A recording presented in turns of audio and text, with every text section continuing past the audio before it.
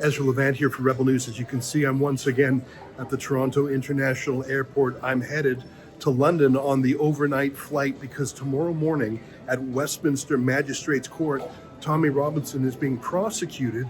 You're going to be shocked by this, prosecuted under the Terrorism Act. Now, they're not saying he committed any terrorism. In fact, it's a trick. See, the Terrorism Act of 2000, it's a UK law, has a special provision called Schedule 7. And that provision allows British police to arrest anyone for any reason or no reason coming or going from the UK. So when you land at an airport or a seaport or when you're about to leave, they can snatch you up without any suspicion of anything, without any warrant.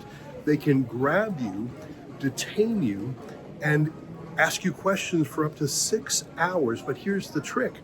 You're compelled to answer. There's no such thing as the right to remain silent. Under the Terrorism Act, Schedule 7, you must answer any question put to you. Your lawyer can be there, but all your lawyer will do is says, yeah, you got to answer. So Tommy was snatched by police, and the first thing they said to him when they arrested him was, look, we know you're not a terrorist, but we're going to use this law to ask you 6 hours worth of questions. And they did. And their questions were journalistic and political, and his opinions about it was an outrageous abuse. That's Schedule 7. If you're wondering why that's in the law, I call it the ticking time bomb provision. If there's some terrorist act underway, there's something's about to happen, you need to press someone with questions. You don't have time for the legal system to work. You have 6 hours to grill someone, and they must answer your questions.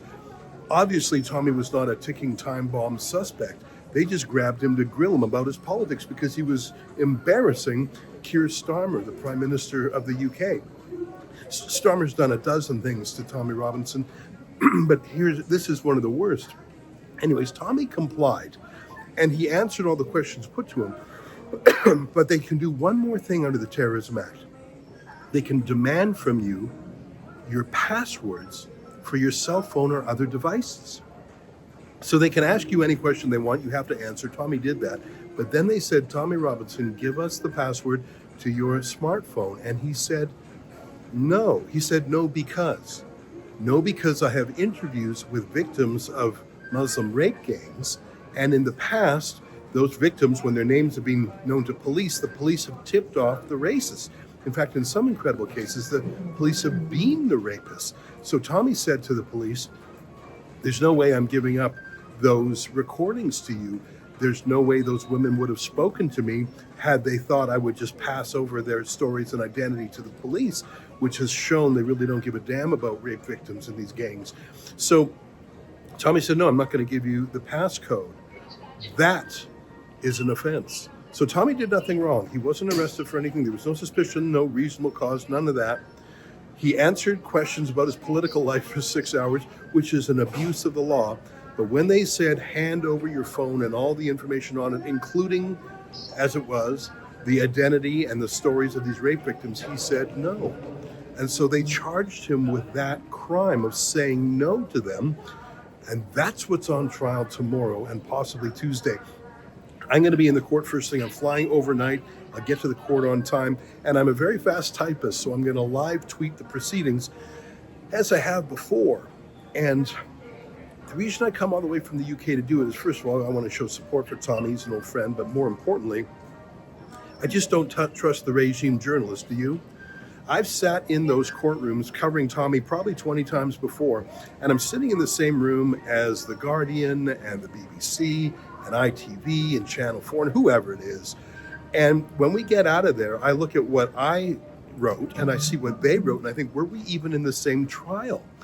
I regret to say, even most journalists in the UK who are sympathetic to Tommy, or at least even-handed, they are commanded by their editors or publishers to attack the guy, to try to discredit him. I'm not saying all. There are more and more citizen journalists, and I think GB News gives Tommy a fair shake, but I think I just listed all the people who do.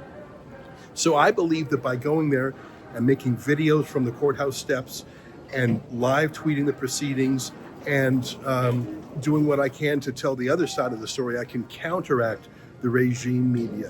What worries me is that this is not a jury trial, it's judge alone. And I've seen too many judges in the UK just be full on political. Remember, these are the judges who sentenced Lucy Connolly to 31 months in prison for a mean tweet, 31 months in prison.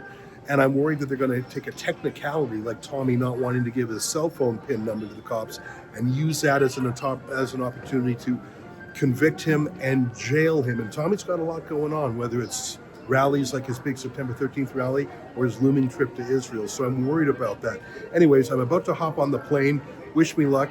If you could help me cover the economy class airfare, and I'm staying at a very low cost hotel right near the court, please do. You can do that at tommytrial.com.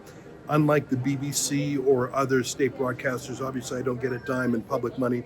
It's all user sponsored. So if you can help me out, please go to tommytrial.com. All right, I'll see you tomorrow. I hope I catch a few hours sleep on the plane.